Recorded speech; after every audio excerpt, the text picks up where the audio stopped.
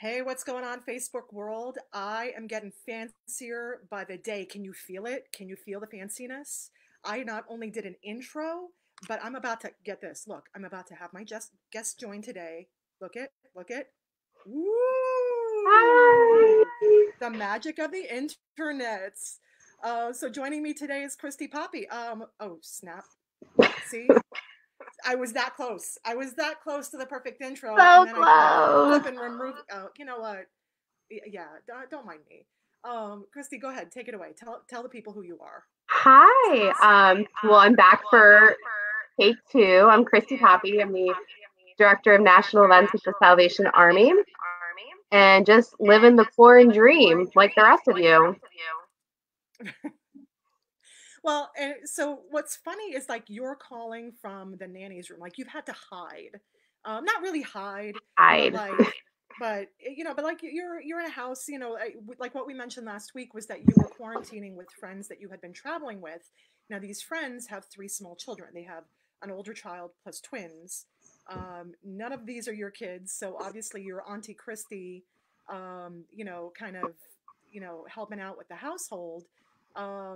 But like, would they come searching for you? Like, if you weren't hiding, would they come searching for you? Not up here. No, I mean, I'm usually pretty present during the day, so they're not missing me, and two of them can't even walk yet. Just you wait. Just you wait. Yeah, no, but it's fun. I am very thankful that I was fortunate enough to be locked down with some friends because I'm not the type of person that does well locked back by myself. Well, you are like a very classic extroverted person. Like I've always straddled the line, right? Like I'm extroverted when I need to be, I'm introverted when I need to be. So I've been fine in all of this kind of mess, this garbage that's going on. But for you, I just know that it's been you like people, like you like the physical company of Hmm. people.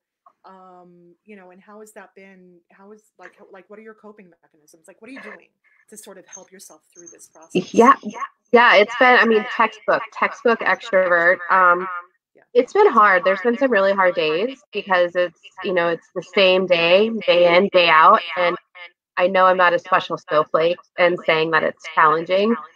Um, so I'm very thankful for technology and, being able to stay connected to my friends and family and industry colleagues and my teammates. Um, so it's been able to help a little bit of a void. But for me, that's how I relied on my relationships anyway, just because I traveled so much for my role in my job that I was constantly connected that way. So for me, I'm missing that being out in the world and meeting new people and having those, person conversations. That's been challenging. But again, I'm not unique in the situation in the sense that everyone's doing it and facing it and working through it. Yeah, I mean it's something, right? Like, everyone is kind of going through the same thing, so it's not there's no FOMO. There's Mm-mm. nothing anyone else down the block is doing that is significantly better than what you could be doing at this point in time. So it's not like you're home with a broken leg. It's, the whole world is broken. Yeah.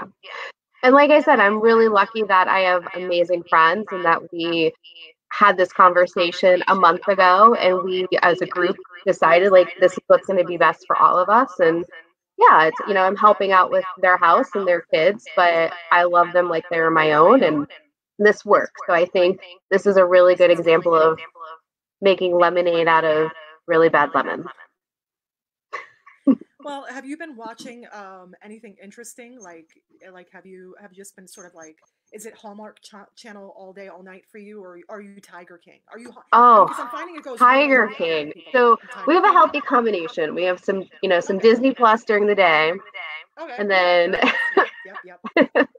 Yep. definitely binge Tiger King. And coming being a Florida girl myself, it was classic Florida.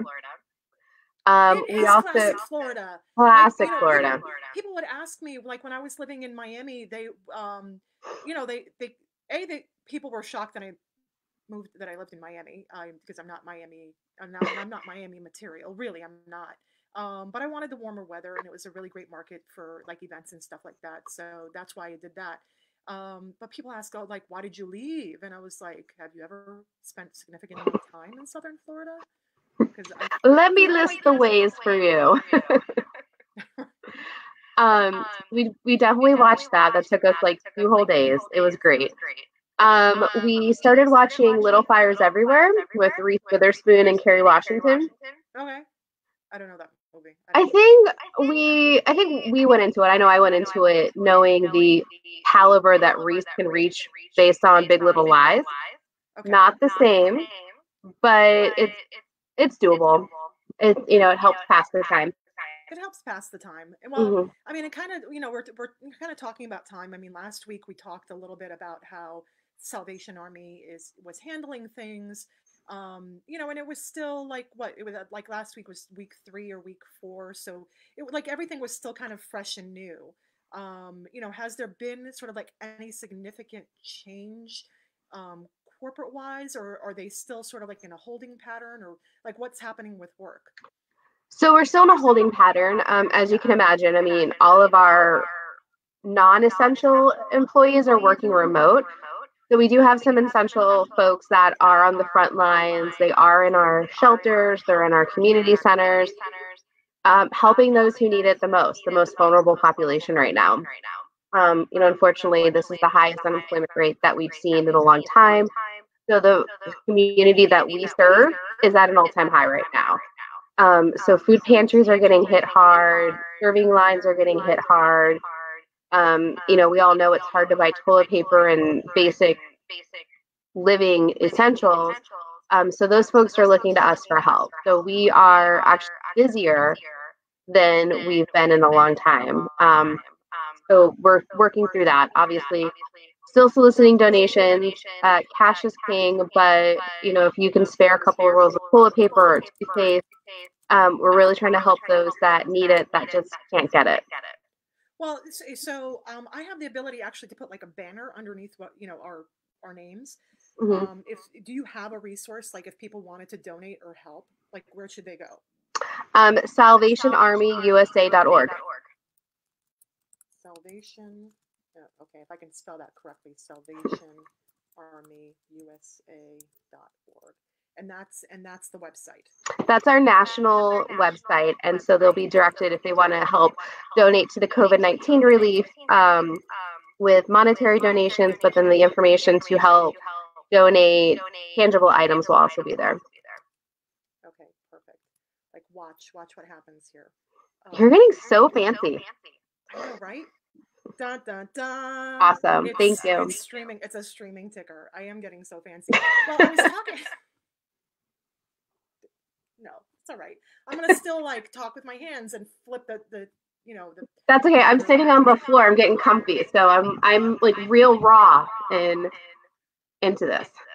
That's all right. I mean, that's the whole point of what this show is all about, right? Like it was an opportunity for people in the industry to communicate with people outside of the industry. But it's I think it's just a way of people to connect with us as people.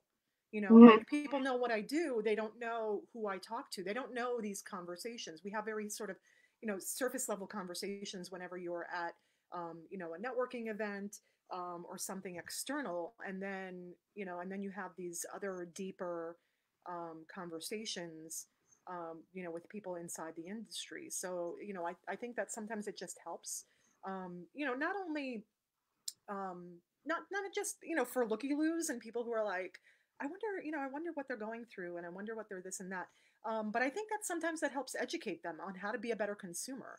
Mhm.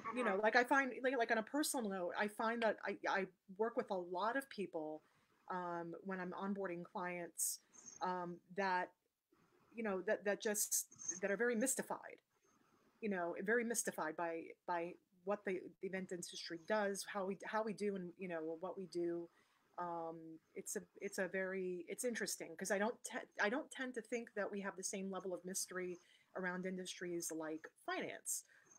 Maybe I could be wrong. Maybe finance holds the same level of mystery for people. Um, but or purchasing a home, so real estate, or or really anything like that? I think it's really what piques your interest. Obviously we're all in this together. We have the passion for the chaos that comes with the event industry. So I think we find kind of the light in that darkness, if that makes any sense. Whereas people who are in finance, that's their passion. Numbers are their passion. Numbers are not my passion. Yeah. But we do what we need to do. Yeah. You learn numbers because it's part of your job. But really, that's not the part of the job that you enjoy. Well, let's go into that though. Like, on a normal work day, you're planning national events for the Salvation Army. What was the best part of your job, or is the best part of your job? We won't use the word was. Oh, honestly, it was the people. It was the people I got to work with every day across the country. Oh, I think. Are you frozen? Can you hear me? Oh. Can you hear me? Yeah, what happened there? I don't know. Technical issues. Who the hell knows? Yeah. I would say it's the people. It's we have such a dynamic group across the country, and I love talking to them and working with them, and it's just I miss that. And there's definitely a void with that, but getting to meet with them was also one of my favorite parts. So I'm very happy and sorry, I'm very brain dead right now. I love the fact that I got to travel and I was empowered to do that and represent an international organization. So really looking forward to get back to that. Yeah, I mean, that's the thing is like you were like when you're talking about the day in the life of, you had this schedule that was insane. You were up in the air. You were traveling at least once a week. At least once a week. Oh, easy. Like from the day that you started with the Salvation Army. I mean, how if you could say per month how many days you were home, what, like 3 tops, 4 maybe? Days a month? Between 5 and 10, depending on the season. So than I thought, but it seemed like 3 or 4. It seemed like you were, like really,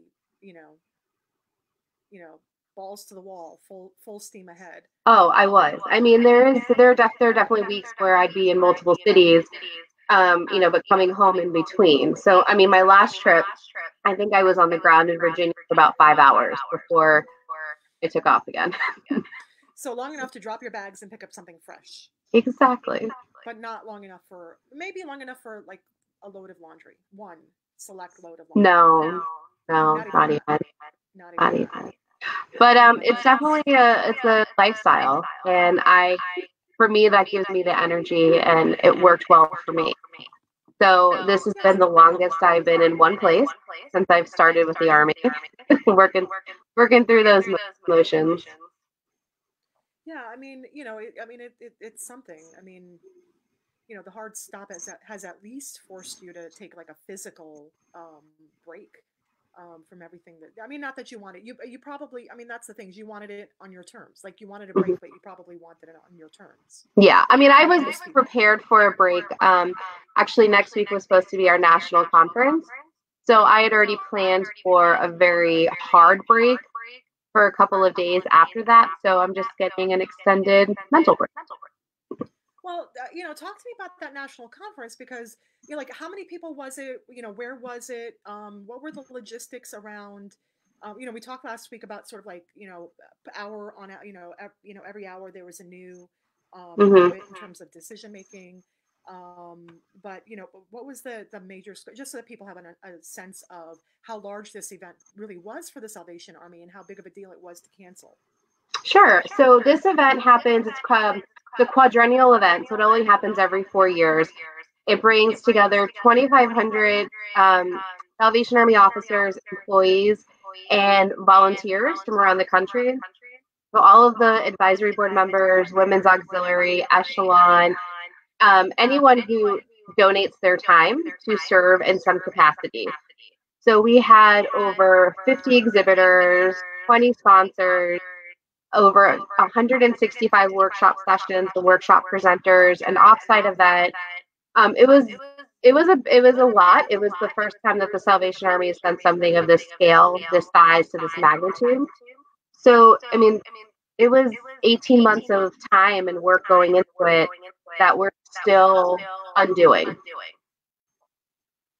Yeah, I mean, that was a lot to unpack, you know.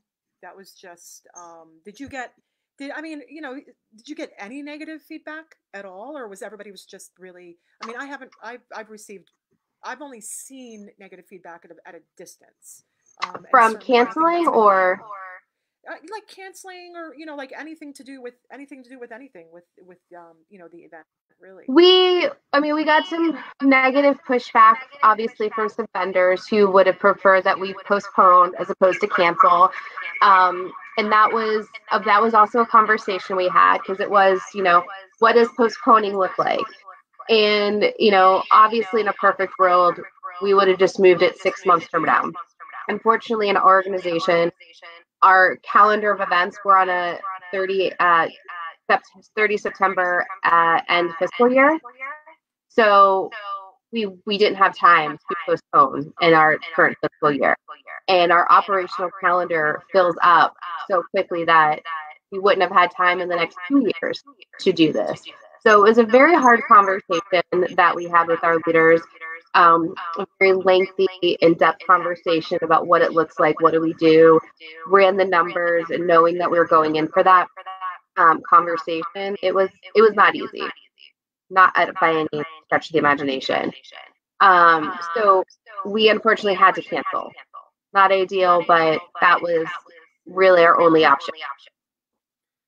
Yeah, I mean, and it's one of those things that's like once you've passed this window, because it's such a massive event for you all, it's not like you can easily pivot. I mean, Mm-hmm. you know, you can't just jump back on in 3 months and hope to do this in November, December.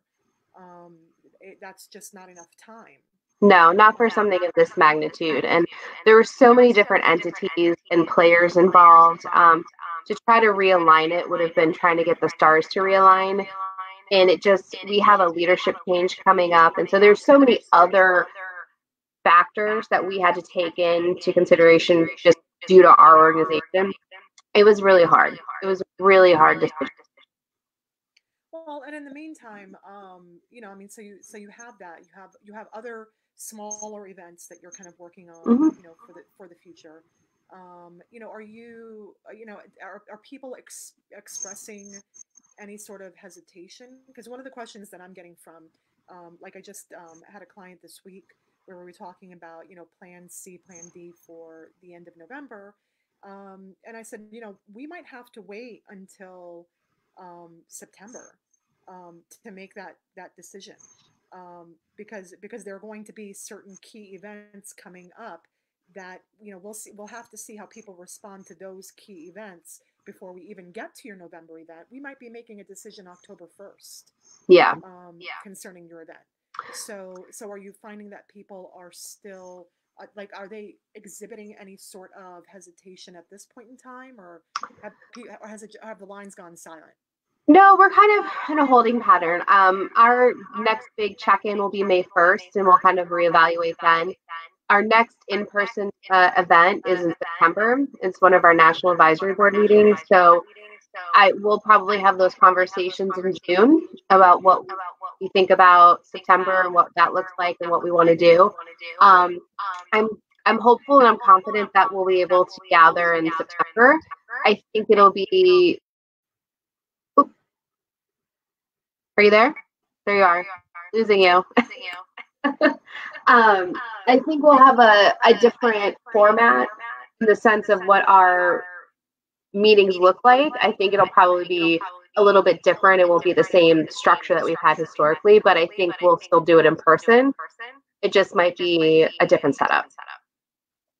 Yeah, and you know, it's just kind of weird where, you know, I'm sorry, I'm getting a little distracted because what's happening is, like, I've got our broadcast going on, but I've also got a watch party so that I can make sure that Facebook hasn't, like, completely booted us out of the system. And like, for a second there, I was like, what the hell is going on down there? I don't. Oh no, you're fine. I just moved around. I was getting comfy. It's all right. It's all right. I mean, so we were talking about coping mechanisms. Are you, um, are you attending any of these sort of like online seminars and different things that are being offered by like MPI and ILEA and NACE, or have you just been When sort I of like avoiding can, all of that? when I can. I mean, I still have scheduled meetings and whatnot. I mean, I still have a full work day. My workload has dropped significantly, but I'm still very much so engaged in the day to day. So, I mean, it's not like I'm sitting home on a vacation. Like, I'm still very much so working towards the future of our event, working through the cancellation of this. So it's just my days are still very full. They're just not as hectic. Yeah, I mean, so there's that. There at least it's not like you're still working at like 1,000 miles a minute, and now you've got to do it from home, which is a complete like interruption for. Well, I mean, not so much for you though, because we talked about like you being on the road so much that you've been working remotely Hmm. pretty much like your entire job, Yeah. since you started with Salvation Army. It's you work from hotel rooms and hotel bars and restaurants and business centers and wherever you can find it. So like what are your big tips, like what have you found to be very effective, having to switch up your mobile work environment, because everyone's got a system, everyone's got a thing, but I'm finding that a lot of people right now are struggling with that, like having like because they may not have a dedicated space at home, or they might have to switch that around on a daily basis. Yeah, I so for me what's been helpful is like I have like a designated space. So like I know that the end of the dining room table is my office. And so that's kind of gets me into that mode. And even certain things, like I get up and I go through the motion as if I'm getting ready to go to work. So, taking a shower, putting on clean yoga pants, it's just still getting that mental preparation ready to go. I know. Now there's some days I'll sit in the corner of the couch and try to get work done. But for me, it's like having that, okay, here's that workspace. And it can be standing in the kitchen or at the end of the table, or in today's case, upstairs in the attic bedroom. But just knowing that that's your designated area. But it's not that different than, okay, here's my space in the airport, or here's my space at the restaurant, in the hotel. You learn, for someone who is on the road, you learn to adapt, and you just have to get into the zone. So for me, it's headphones and music that I know I can focus. Nice. Well, what is the music that like? Do you usually like things with lyrics, or are you like an acoustics person? It depends on my mood. Right now, I'm listening to some covers from the Voice, some winners from Okay, there. So kind of, interesting. I think a couple of days ago it was Spanish guitar. I mean, there's been a lot of Disney music. Like at what point in time though? Like, are you comfortable with that? Like, at what point in time does that become like maybe I just need to go back to my apartment? Or no, not even. I thrive in chaos. Okay. For me, like So this that works is, for you. it's like the white noise. Yeah. Yeah, it's good. It's good that the children in the background kind of work for you. Yeah, and it's not as crazy as everyone seems to think. I mean, it's not. We've got a really good setup. It's not like an Animal House in the background. It works out Well, it well. had that potential. It certainly had that potential. Oh, I mean, any office would have that potential. I mean, I've definitely had some moments at work where I felt like I was. I know. I love your posts where it's like your office mate, and it's Oh, like my tiny coworker. tiny coworkers, talking Yes.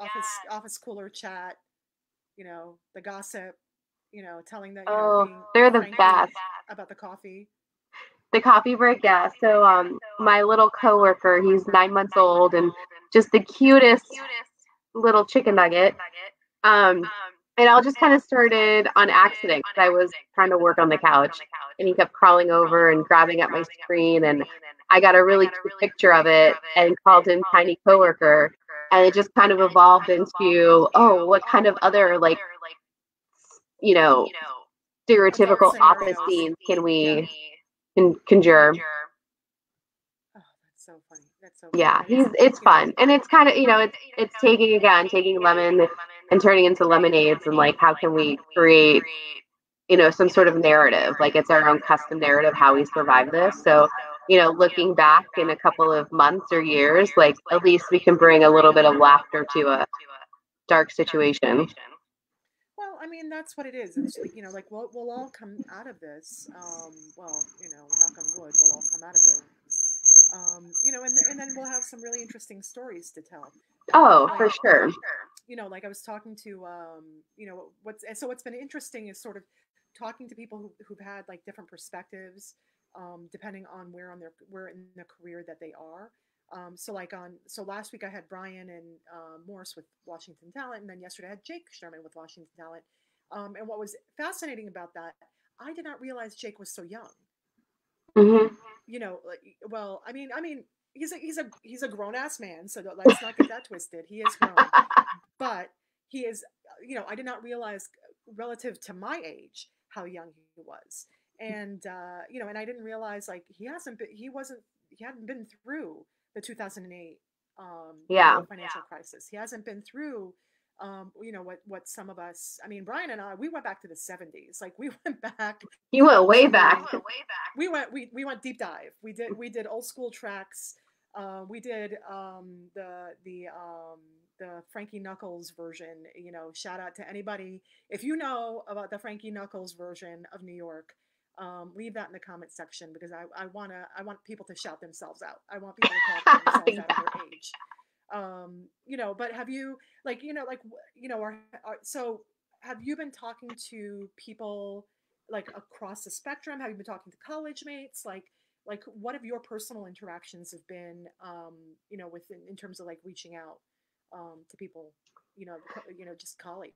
Yeah, well, funny enough, I feel like I've talked a lot more to friends from high school recently. Yeah, and I think a lot of that has to do with Facebook and just keeping up with everyone's families and what they're doing in their lives.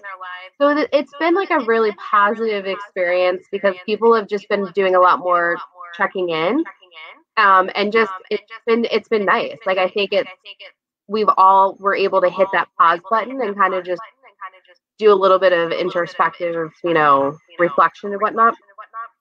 So for me, it's been like kind of catching up with people that I've lost contact with. I mean, I still keep in touch with my normal friend, not normal, but the daily, hey, how's it going? Or like share this article and whatnot. But I definitely feel like there's been a lot more connection with people that I've lost contact with, which has been nice. And there have been conversations about how this is different in 2008. And I think I said this last week. I think the number one thing is that we're older now. We have a little bit more experience, kind of what to do, what not to do in the situation. And, I hate to say that we've been through one, so now we, can better prepare for the next one. But I mean, I think there's going to be some new obstacles because we're in a different place. A lot of us are just coming out of the new obstacles. Kind of, adversity breeds invention. So I'm actually really excited to see, what people sort of come up with in the days and weeks to come. I've already seen business owners who have contacted, who have either like advertised that they're shifting and pivoting into something interesting, exciting, or they've talked to me about like, hey, what do you think if we pivot this way? And I've always been a fan of multiple streams of income. I'm like, do it and try it. The worst thing that you could do is add a new product or service to your business and it doesn't resonate and it doesn't make you money. You drop it. That's the worst thing that could happen. So like, don't invest your entire Easter egg, your nest egg, I should say. Why not? Try something new, try something different. See if it shakes the tree. Yeah, absolutely. I mean, I started dusting off my old fundraising hat a little bit too. And so how can I, really starting to dig into skills that I already have, and then I can help my team with, what can I do to help support the team? So I'm really lucky in that regard that I work in an organization where I can do that. But if I wasn't in that position, you better believe I'd find some side hustles and, start figuring out how to manufacture additional masks and toilet paper. Something like that. Yeah. I'm sure there's a creative out there with a crochet hook that has a fine enough knit to do paper. I'd be making some monogram masks for sure. You do love your monograms. Oh, if it's not moving, monogram it. Oh my God. Well, and it's going to be interesting to see like what happens, in industries across the board, right? Like it's, I've been, my time I've always been very interested in watching like documentaries about inventors and creatives. Not every day, all day, like nothing like that. Like I don't totally, deep dive off the, into that pool. But I like, watching people like Tesla or, people who have had, faced really, tough lives and how they've sort of pivoted and, some of them don't even see success in their particular lifetimes. But I think that's going to change. I think, like Uber proves that, TikTok proves that, where you can create it, you could see, the fruits of your labor in a very short amount of time. So I think that, going forward, that if people want to look to, for innovation and want to look for ways forward, like it or not, they're going to have to look towards a younger generation. Yeah. I think the one thing that we have in this situation that we didn't really have fully in 2008 was the technology. And, I will say that, the younger generation, because I'm not as versed in technology as I wish I was, they're getting really creative. And I think that's going to be one of the things that really shift what we do in the future. I mean, you started an online show since this all started. Now, to be fair, this was something that I had wanted to do as a podcast for a long time. But my podcast content, I had like recorded a bunch of content, but it was all sort of like very surface level, how to choose your best event planner type of stuff. So that was the funny part, was like, I said to myself, nope, this time I've committed. I've already put a couple of things out there. March, I'm going to take some time now that I'm, coming back from speaking at Cater Source, the special event. I'm coming back from Vegas. I'm going to have some time. I'm going to edit, and I'm going to put some, end of March. That's it. And then April, I'll be hitting the ground running, and I'll have all this content pushed out. And then I'm like, holy crap, this is all tone deaf now. All of my content is tone deaf now.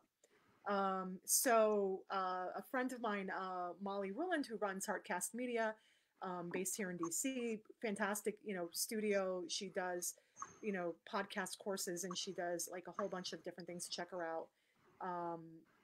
She started a very similar series to this.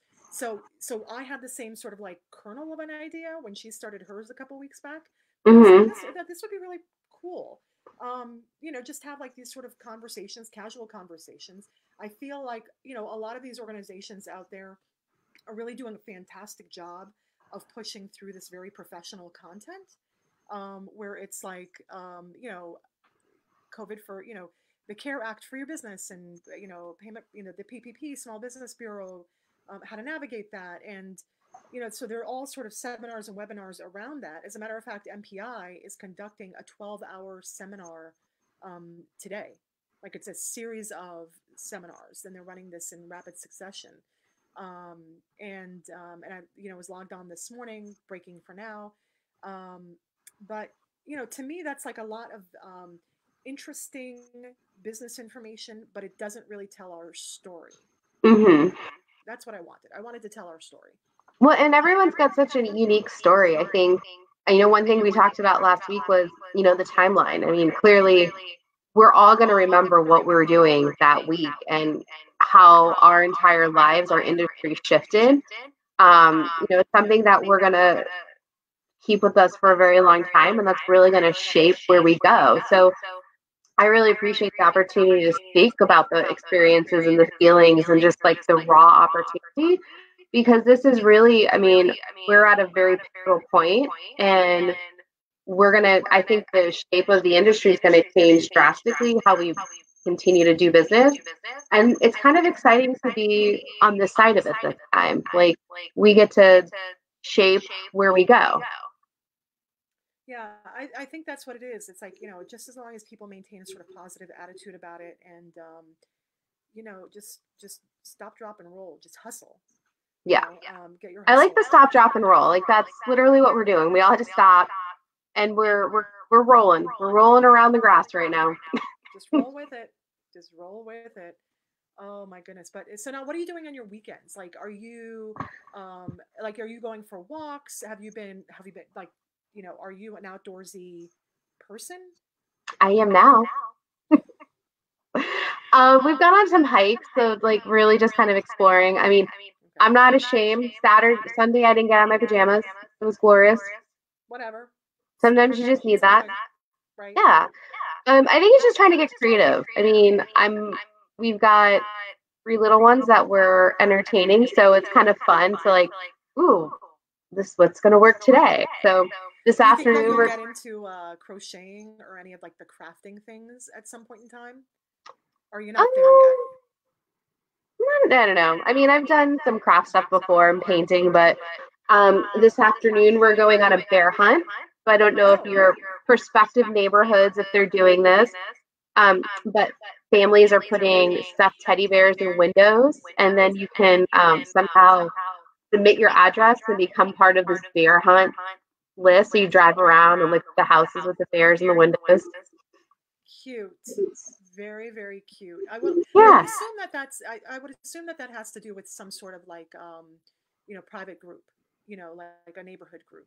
Yeah, it was on, I think, next door, or, like the neighborhood listservs. I just, kind of found out about it. So I'm like, let's do it. That sounds great. That's cute. That is very, very adorable. Oh my goodness. But, so I mean, so you've got that going on. Have you been having like fantasies of restaurants? Because you're like me. We like to go out in DC. We like to go to nice restaurants, treat ourselves. We're constantly like out there, supporting the restaurant industry. Has there been anything that you've been like really jonesing for? You're just like, oh, can't wait for Um, this. I would love to roam the aisles of Target and put a bunch of random stuff that I don't need in a shopping cart just to take it out at the end.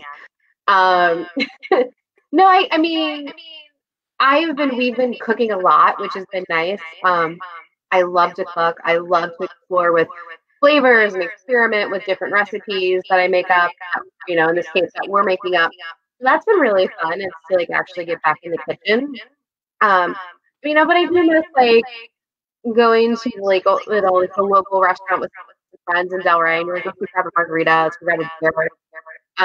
That's been hard, but really excited to get back into those venues and support the community in that regard when we're able to. But still trying to support where we can and tip out like once a week and support the local restaurants and whatnot. So I think we found a good balance. Like, I'm very lucky we've got a really good setup going. Nice. So here it is. So, final thought of the day. Everything clears up. You can do whatever you want. Where are you going? What restaurant are you eating at? And what are you having? I would love to actually go on a trip that's not work related, that doesn't have an itinerary. Love to do that. Sorry, my work email is popping up. Would love to go.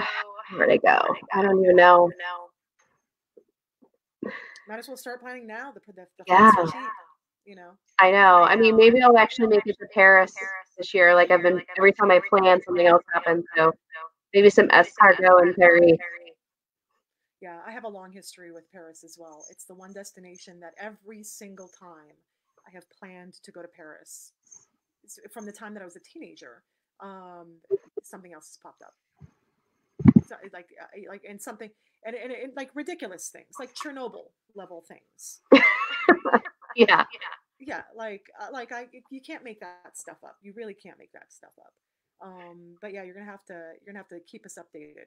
Yeah, absolutely. I had a whole travel list of where I was supposed to go in the coming months for work, and I had, stuff planned out for that. So I don't know. I'm the blank canvas right now, so I need to start painting. Exactly. Well, the whole world, hopefully we'll get back to normal. I mean, I've already been contacted by vendors in China, who like they've reached out to me. Not that I shop, vendors in China so frequently, but it Mhm. was kind of interesting. They wanted to just check in and see like what our status was in the States. And they're like all up and working at this point in time. They're like, yeah, we're back in our offices, we're back in our factories, we're manufacturing, we're shipping. I'm like, well, Awesome. you know, I good didn't for get that. you. Sorry, my loss. Yeah, there you go. All right. Well, that about wraps it up for today. Then I'm going to be respectful of your time. Oh no, this was We're great. gonna. I mean, you've done it. I mean, I haven't done a lot of live interviews before, so I still feel like I'm learning. Yeah, it's a lot of fun, though, right? Like I got really fancy. I have my intro going on. Ah, Granted, I'll probably pipe in and like I go through the replay to see what can be improved upon, and who knows, who well, knows this what is I'll fun. catch on the replay. It's all right. It's all good. All right. Thank you very much. Thank you. Thanks, Talk Mr. World. Miss you. I would give you a hug. virtual hug. Virtual hug. Virtual hug. Have a And great I'll talk to day. you later. Yes, I'll talk to you later. All right. I'll talk to you soon. Bye. Bye.